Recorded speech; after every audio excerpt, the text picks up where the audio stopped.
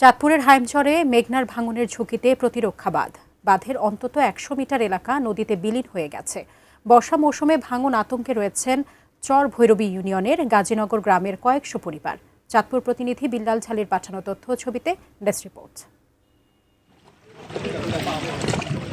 চাঁদপুরের হাইমচর উপজেলার নদী ভাঙন রোধে ২০০৬-৭ সালে প্রতিরক্ষা বাঁধ নির্মাণ করে সরকার। এতে দীর্ঘদিনের ভাঙন থেকে রক্ষা পায় হাজারো পরিবার।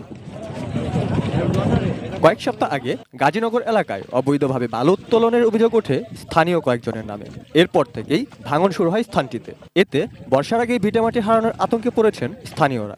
রাতে অন্ধকারে বালু কাইটা নিয়ে গেছে। পানি খালি পাক মাইরা ডাইবা যাইতেছে, কিছু ফেনা তো রয়েছে। মাটিগুলো নেওয়ার ফলে যেন এখন নদীর ফার আস্তে আস্তে ভাঙতেছে। তারা যে বসত বাড়িতে থাকে, এই বসত বাড়িও এখন হুমকির ভিতরে। আমরা থাকুন করে না, ভাঙিয়ে গেলে থাকুন করে।